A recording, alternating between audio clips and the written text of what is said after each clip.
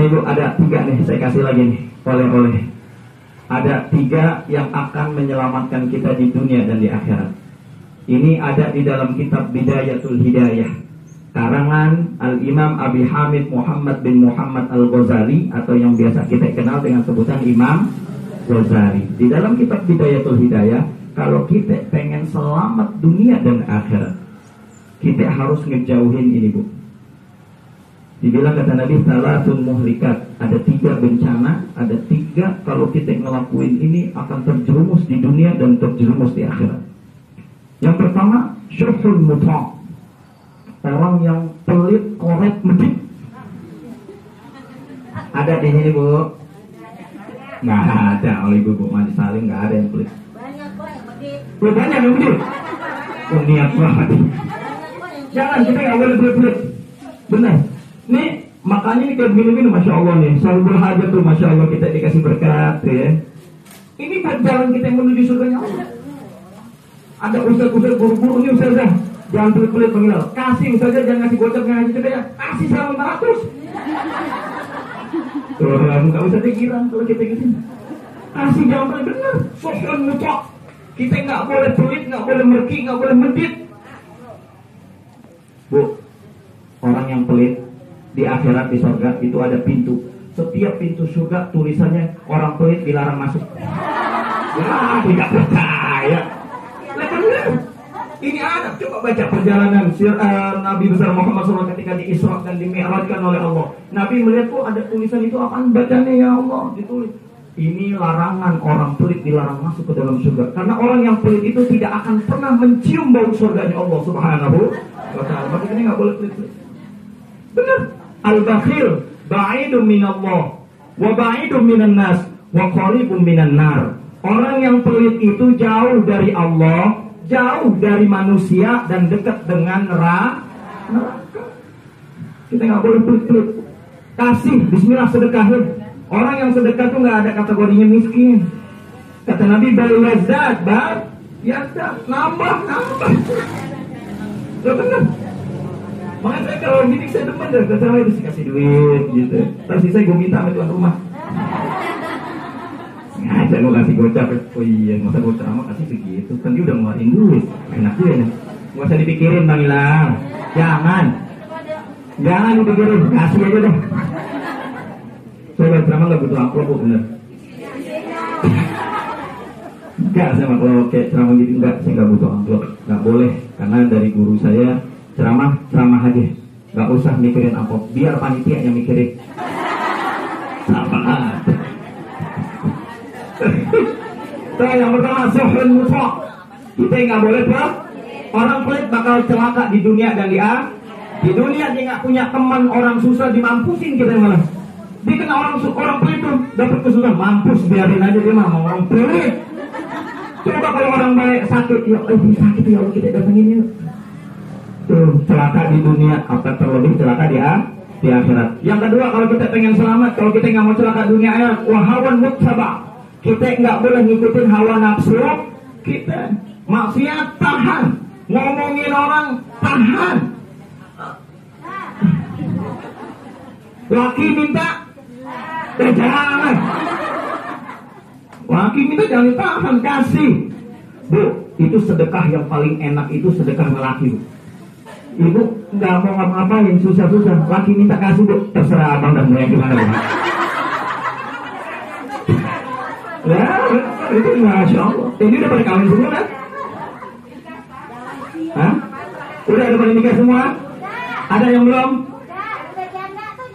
Ya, udah. Janda kalau di atas 40 jangan kasih tahu saya, Bu. Kalau di bawah 30 boleh kasih tahu dah. Punya teman, maksudnya saya punya teman. Dek, pulang dulu dek. Wah, hawa mencoba, kita harus hindarin kita dari hawa nafsu. Tahan nih hawa nafsu kita dari ngomongin orang, dari syirikin orang, bucinin orang, bikin susah orang. Jangan, tahan hawa nafsu kita. Aduh, tenang, Bu.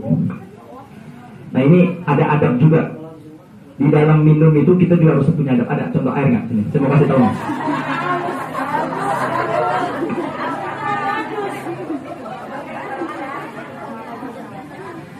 Enggak kan, kita harus ngikutin sunnah Rasul. Ya Allah, jazakillah khair, jazakillah khair. Cara minum itu nggak boleh, harus. Contoh nih, 5 contoh nih. Cukup nih. Sebelum minum kita baca Bismillah. Karena takut kalau ada yang ngeracunin dengan Bismillah, itu kita bisa jadi hilang racunnya. Benar? Baca bis.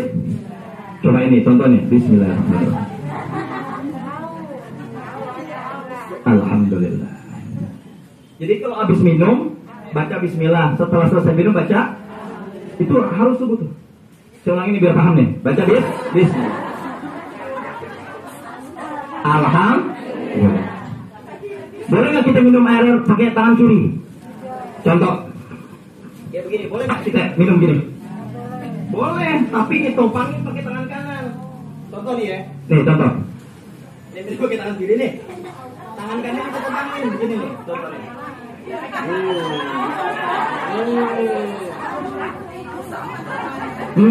Alhamdulillah. Awas bener Roman. Tuh gitu Bu. Kita ajarin tuh, jangan sampai tuh kita nggak ngikutin semua yang diajarin sama Nabi besar Muhammad Sallallahu Alaihi Wasallam. Itu yang kedua. Yang ketiga, kalau kita pengen selamat, kita nggak mau celaka di dunia akhirat, jangan sampai kita menjadi i'jabul mar'i binafsi, orang yang sok bener, orang yang kepedeannya tingkat tinggi. Itu nggak boleh tuh Bu. I'jabul mar'i. Wah kalau bukan karena gue masih nggak berhasil itu. Wah kalau bukan karena gue mah, gak ada apa-apa itu. Jatah warisan gue lebih tinggi dong. Kan gue yang ngurusin orang tua. Nah, yang kayak begitu bakal celaka tuh di dunia dan di akhirat. Nggak boleh kita harus jaga diri kita, rendahin daripada hati kita. Nggak boleh kita sombong, ujub ame saudara kita, ame tetangga kita. Low profile aja udah. Terus 3 tuh ya. Kalau kita pengen selamat, yang pertama jangan yang kedua nahan hawa. Yang ketiga jangan kalau sombong masuk neraka. La yadkhulul jannah man kana fi qalbihi mithqalun min kibr. Tidak akan masuk ke dalam surga kalau ada di dalam hati kita ini sebesar biji zarrah. Kecil aja ada kesombongan di dalam diri kita, kita merasa paling benar, yang lain salah. Wah dia begini orangnya, wah ngomongin kejelekan orang tua, orang lain salah, dia yang benar. Ketahuilah bahwa dirinya sedang dikuasai oleh iblis laknatullah. Orang yang merasa dirinya paling benar itu hatinya itu sedang dikuasai oleh iblis laknatullah.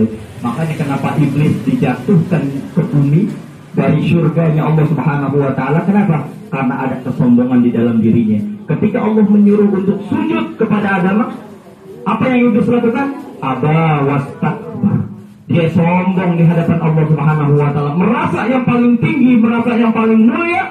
Dia akhirnya diturunkan oleh Allah Subhanahu wa taala. 3 itu yang harus kita perhatikan.